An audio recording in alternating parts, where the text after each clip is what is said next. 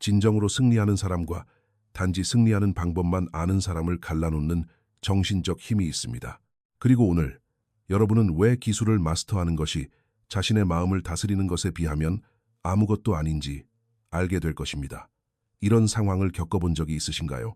여러분은 공부하고 훈련하고 해당 분야의 모든 기술을 배우며 무엇을 해야 할지 정확히 알고 있습니다. 하지만 진실의 순간, 즉 중요한 발표, 결정적인 순간, 실제 대결의 순간이 다가오면 여러분은 얼어붙고 맙니다. 마음은 공황 상태에 빠지고 손에는 땀이 나며 알고 있던 모든 것이 그저 사라져버립니다. 봉건 시대, 일본에는 평범한 사무라이와 전설적인 사무라이를 구분짓는 한 가지 개념이 있었습니다. 그것은 검술을 마스터하는 것이 아니었습니다. 그것은 훨씬 더 위험한 것, 즉 극도의 압박감 속에서 자신의 마음을 다스리는 것에 관한 것이었습니다. 그들은 이것을 부동심, 즉 흔들리지 않는 정신, 동요하지 않는 마음이라고 불렀습니다. 그리고 이것이 어떻게 작용하는지 이해하게 되면 여러분은 인생의 결정적인 순간에 두 번 다시 무너지지 않을 것입니다. 하지만 한 가지 경고할 것이 있습니다. 이 지식은 여러분을 더 강하게 만드는 것이 아닙니다. 여러분을 전혀 다른 사람으로 만들 것입니다. 사람들이 여러분을 보며 어떻게 저런 상황에서 저렇게 침착할 수 있지 하고 생각하게 만드는 사람으로 변화시킬 것입니다. 이 모든 것이 어떻게 작용하는지 보여드리기 전에 채널 구독과 좋아요를 부탁드리며 댓글을 남겨주시기 바랍니다. 직장 문제, 인간관계, 가족 문제 중 어떤 상황에서 가장 감정 통제를 잃기 쉬운가요? 아래에 답변해 주시기 바랍니다. 자, 이제 본 영상으로 들어가 보겠습니다. 챕터 1. 모든 것을 알았지만 항상 패배했던 사무라이. 제가 지금부터 들려드릴 이야기는 잔혹한 규율로 유명했던 봉건시대 일본의 한 사무라이 학교에서 일어난 일입니다. 수련생 중에는 사토시라는 젊은이가 있었습니다. 사토시는 훈련에 집착했습니다. 그는 누구보다 먼저 일어났고 누구보다 더 많은 시간을 훈련했습니다. 그는 모든 움직임과 모든 검술을 알고 있었습니다. 그의 공격은 정확했고 자세는 완벽했으며 그의 형태는 흠잡을 데가 없었습니다. 하지만 치명적인 문제가 하나 있었습니다. 압박감 속에서 사무라이들이 자신의 실력을 시험하는 목검, 결투인 실전 훈련에서 사토시는 자신보다 기술을 덜 아는 사람들에게 반복해서 패배했습니다. 때로는 기본 동작조차 겨우 익힌 초보자들에게 지기도 했습니다. 그리고 더 최악인 것은 무엇인지 아십니까? 그는 결투가 시작되기도 전에 이미 자신이 질 것이라고 상상했다는 것입니다. 스승이 상대방의 이름을 부르면 사토시의 심장은 뛰기 시작했습니다. 손에는 땀이 나기 시작했고 마음은 복잡해졌습니다. 내가 실수하면 어쩌지? 내가 생각보다 실력이 없다는 걸 모두가 알게 되면 어쩌지? 다치면 어쩌지? 검이 부딪히는 순간 사토시는 상대방과 싸우고 있는 것이 아니었습니다. 그는 자신만의 두려움과 싸우고 있었습니다. 그의 움직임은 뻣뻣해지고 망설여졌습니다. 혼자 훈련할 때 완벽하게 마스터했던 기술은 그저 증발해버렸습니다. 매번 패배한 후 사토시는 똑같은 행동을 했습니다. 텅 빈 도장으로 돌아가 훈련을 더 했습니다. 기술을 더 배워야 해. 그는 생각했습니다. 나는 더 강해져야 해. 훈련을 더 열심히 해야 해. 하지만 훈련을 하면 할수록 그는 더 많이 패배했습니다. 그리고 아마도 여러분도 사토시와 같을지 모릅니다. 여러분은 직업에 필요한 모든 기술을 마스터했거나 일하고 싶은 분야의 모든 개념을 알고 있을 수도 있습니다. 필요한 지식을 모두 갖추고 있을지 모르지만 막상 그 프로젝트를 발표하거나 영업을 성사시키거나 어려운 대화를 나눠야 할 때가 오면 여러분은 얼어붙고 맙니다. 여러분은 무너져 내리고 그러고는 공부를 더 해야 해, 준비를 더 잘해야 해라고 생각합니다. 하지만 문제는 결코 준비 부족이 아니었습니다. 문제는 압박감이 커질 때 여러분의 마음이 어디로 향하느냐에 있습니다. 챕터 2. 모든 것을 바꾸는 질문. 10번째, 연속 패배 후 사토시의 내면에서 무언가가 무너졌습니다. 그것은 규율이 아니었습니다. 그것은 환상이었습니다. 훈련을 더하면 문제가 해결될 것이라는 환상이었습니다.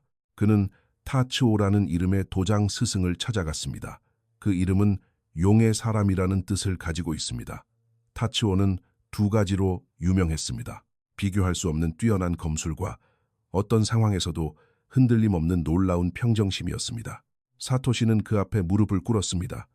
스승님, 저는 누구보다 많이 훈련합니다. 기술도 다 알고 있습니다. 하지만 실전에서 싸우면 항상 집니다.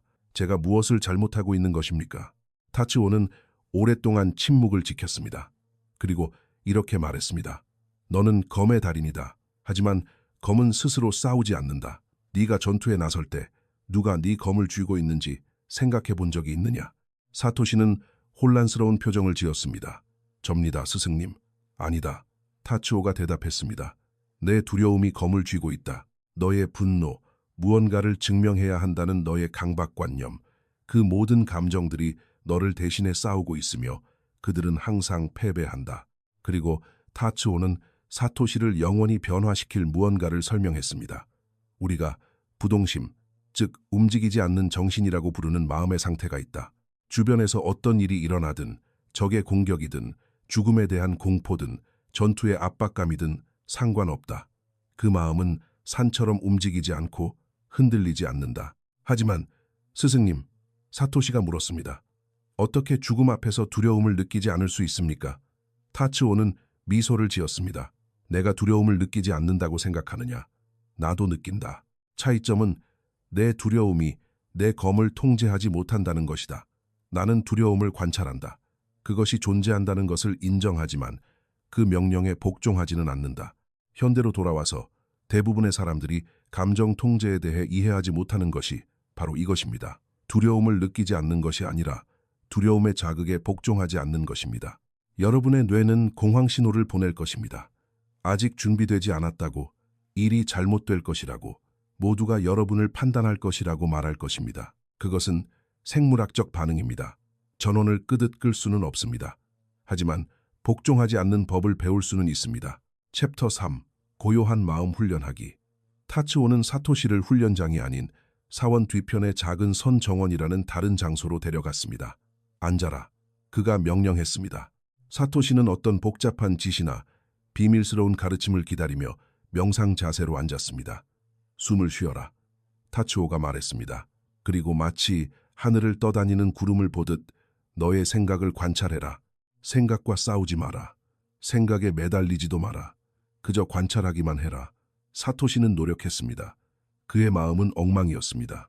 패배했던 결투에 대한 생각, 다른 사람들이 자신을 어떻게 생각할지에 대한 생각, 발전시켜야 할 기술에 대한 생각들로 가득 찼습니다. 내 마음은 폭풍우 속의 물처럼 요동치고 있다. 타츠오가 말했습니다. 탁한 물은 아무것도 비추지 못한다. 오직 왜곡할 뿐이다. 똑바로 보려면 물이 고요해야 한다. 몇 주 동안 사토시는 연습했습니다. 매일 동이 트기 전 그는 앉아서 자신의 마음을 관찰했습니다. 처음에는 불가능했습니다. 모든 생각이 그를 빨아들였고 모든 감정이 그를 압도했습니다. 하지만 서서히 무언가가 변했습니다. 그는 어떤 생각이 떠오르는 순간과 그가 그것에 반응하는 순간 사이에 있는 작고 틈새 같은 공간을 인지하기 시작했습니다. 그 공간에는 선택의 여지가 있었습니다. 이 공간이 타츠오가 설명했던 부동심이 존재하는 곳이었습니다. 이 공간 안에서 너는 너의 생각이 아니다. 너는 너의 감정도 아니다. 너는 관찰자이다. 그리고 관찰자는 자신이 관찰하는 것에 결코 흔들리지 않는다. 현대로 돌아와서 이것이 바로 여러분이 스스로의 마음에 대해 이해해야 할 점입니다. 발표 전에 긴장할 때 여러분은 긴장감 그 자체가 아닙니다. 여러분은 그 긴장감을 인지하고 있는 사람입니다. 말다툼 중에 화가 날 때 여러분은 분노 그 자체가 아닙니다. 여러분은 분노가 일어나는 것을 관찰하고 있는 사람입니다. 이러한 구분은 모든 것을 바꿉니다. 감정에 지배당하지 않고 감정을 관찰할 수 있다는 사실을 깨닫는 순간 여러분은 대부분의 사람들이 평생 갖지 못하는 초능력을 얻게 되기 때문입니다. 여러분은 흔들리지 않는 사람이 됩니다. 18년 동안 감정 통제를 연구해온 스탠포드 대학의 한 신경과학자는 자신의 생각을 관찰하는 능력인 메타인지, 관찰을 훈련할 때 전두엽이 활성화되고 공포 반응을 담당하는 영역인 편도체의 활동이 감소한다는 사실을 발견했습니다. 즉, 감정적 반응을 제어하는 신경회로를 재구성하는 것입니다. 챕터 4. 첫 번째 실전 테스트. 3개월간의 정신훈련 후 타츠오가 선언했습니다. 내일 너는 다시 결투를 할 것이다. 예전의 공황 상태가 다시 돌아오려 했습니다. 사토시의 심장은 빠르게 뛰었지만 이번에는 다른 행동을 취했습니다. 그는 공황 상태와 싸우지 않았습니다. 그는 관찰했습니다. 아, 또 왔구나. 그는 마치 오랜 지인을 대하듯 두려움을 바라보며 생각했습니다. 넌 항상 결투 전에 나타나지. 거기에 머물러도 좋다. 하지만 이번엔 네가 내 검을 쥐지는 못할 것이다. 결투 당일 도장 중앙을 향해 걸어가면서 사토시는 평소에 느끼던 모든 것을 똑같이 느꼈습니다. 땀이 나는 손바닥, 뛰는 심장, 의구심이 드는 생각들. 하지만 근본적인 무언가가 바뀌어 있었습니다. 그는 그러한 감정들을 사라지게 하려고 애쓰지 않았습니다. 그는 감정들이 존재하도록 내버려 두었지만 그 명령에 복종하지는 않았습니다. 목검이 부딪혔습니다. 상대방은 맹렬하게 공격했습니다. 사토시의 몸은 공황 상태가 아닌 순수한 기술로 반응했습니다. 1000번도 넘게 연습했던 움직임이 그저 자연스럽게 흘러나왔습니다. 망설임 없이, 경직됨 없이, 손을 통제하려는 두려움 없이 그는 승리했습니다. 하지만 승리가 가장 중요한 것은 아니었습니다. 가장 중요한 것은 싸우는 동안 사토시가 느꼈던 감정이었습니다. 그는 아무것도 느끼지 않았습니다. 그의 마음은 모든 것을 비추지만 그 어떤 것에도 흔들리지 않는 고요한 물의 거울과 같았습니다. 이것이 바로 부동심이 작용하는 모습입니다. 느끼지 않는 것이 아닙니다. 느끼는 것에 통제당하지 않는 것입니다. 긴장감이 여러분의 행동을 통제하도록 내버려 두었기 때문에 놓친 기회가 얼마나 되나요? 무엇을 해야 할지 정확히 알고 있었음에도 결정적인 순간에 얼어붙었던 적이 몇 번이나 되나요? 문제는 결코 여러분의 능력이 아니었습니다. 문제는 행동하기 전에 자신감을 느껴야만 한다는 여러분의 믿음이었습니다. 하지만 진실은 이렇습니다. 두려움에도 불구하고 행동해야 한다는 것입니다. 그리고 그렇게 행동할 때마다 두려움은 여러분에 대한 지배력을 조금씩 잃게 됩니다. 하지만 한참 뒤에야 타츠오가 사토시에게 말해준 사실이 하나 있습니다. 부동심은 단지 전투만을 위한 것이 아닙니다. 부동심은 훨씬 더 위험한 것, 바로 평범한 일상을 위한 것입니다. 나도 모르는 사이에 마음을 갉아먹는 작고 일상적인 두려움들 말입니다. 챕터 5. 진정한 결투. 수년 후 사토시는 진정한 사무라이가 되었습니다. 그는 셀 수 없이 많은 결투에서 승리했습니다. 그의 명성은 높아졌습니다. 하지만 여전히 무언가 그를 괴롭혔습니다. 그는 타츠오를 다시 찾아갔습니다. 스승님, 저는 전투 중에 평정심을 유지하는 법을 배웠습니다. 하지만 일상생활에서 누군가 저를 무시할 때, 일이 계획대로 풀리지 않을 때, 좌절감을 느낄 때, 저는 그 평정심을 잃고 맙니다. 어째서입니까? 타츠오가 소리내어 웃었습니다. 그건 네가 진짜 적이 검을 들고 네 앞에 서 있다고 생각하기 때문이다. 하지만 진짜 적은 언제나 사소한 일에 대한 너의 반응이었다. 죽음 앞에서는 누구나 용감해질 수 있다. 하지만 모욕 앞에서도 흔들리지 않을 수 있는 사람은 극히 드물다. 움직이지 않는 마음이란, 타츠오가 말을 이었습니다. 단지 극적인 순간만을 위한 것이 아니다. 모든 순간을 위한 것이다. 누군가 너를 비난할 때, 실패할 때, 인생이 예상대로 흘러가지 않을 때, 이런 사소한 일들에 흔들린다면 너는 애초에 부동심을 가졌던 것이 아니다. 그저 일시적인 통제력만 가졌을 뿐이다. 이것이 바로 대부분의 사람들이 결코 받아들이지 못하는 잔혹한 진실입니다. 큰일이 닥쳤을 때만 마음의 평온이 필요하다고 생각하겠지만 매일같이 여러분의 마음의 평화를 서서히 파괴하는 것은 교통체증, 누군가의 말 한마디, 그 짜증나는 알림 같은 아주 사소한 것들입니다. 부동심은 가끔 사용하는 기술이 아닙니다. 그것은 항상 여러분 자신이 되어야 하는 상태입니다. 사토시는 남은 평생을 이 수련을 다듬는 데 바쳤습니다. 어느 날 사람들이 그에 대해 이렇게 말하기 시작할 때까지 말입니다. 그 어떤 것도 그를 흔들 수 없다. 전쟁터에 있든 가장 일상적인 대화를 나누든 그는 항상 똑같다. 그는 더 이상 자신의 두려움과 싸우는 사무라이가 아니었습니다. 그는 두려움에 지배당하지 않고 두려움을 관찰하는 사람이 되었습니다. 이제 여러분에게 남은 질문은 이것입니다. 여러분은 얼마나 많은 전투에서 패배하고 있습니까? 무엇을 해야 할지 몰라서가 아니라 여러분의 마음이 여러분의 행동을 통제하고 있기 때문에 지는 전투 말입니다. 여러분에게는 지식이 있습니다. 기술도 있습니다. 하지만 부동심이 없다면, 그 흔들리지 않는 마음이 없다면 가장 중요한 순간에 항상 얼어붙고 말 것입니다. 좋은 소식은 부동심이 타고난 재능이나 선물이 아니라는 점입니다. 부동심은 훈련될 수 있습니다.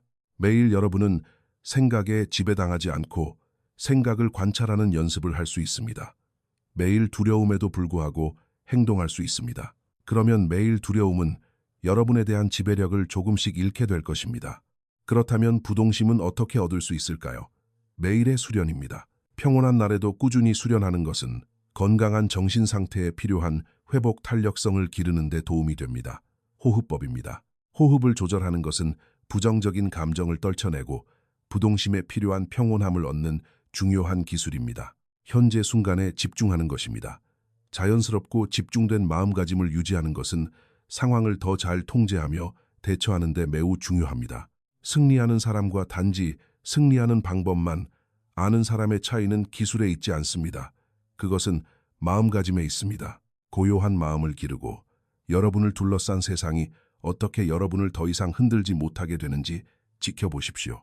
이 영상이 정신적, 감정적 통제를 더 잘 이해하는 데 도움이 되었다면 채널을 구독하시고 알림을 설정하셔서 앞으로의 유익한 콘텐츠를 놓치지 마시기 바랍니다. 그리고 여러분의 인생에서 가장 부동심을 길러야 할 상황은 언제인지 댓글로 알려주시기 바랍니다. 또한 지금 화면에 나오는 영상도 시청해 보시기를 권합니다. 분명 가치 있는 것을 배우실 수 있을 것입니다. 기억하십시오. 흔들리지 않는 마음이란 아무것도 느끼지 않는 것이 아닙니다. 자신이 느끼는 감정이 자신에게 도움이 되지 않을 때 그 감정에 복종하지 않는 것입니다. 여기까지 시청해 주셔서 대단히 감사합니다. 다음 영상에서 뵙겠습니다.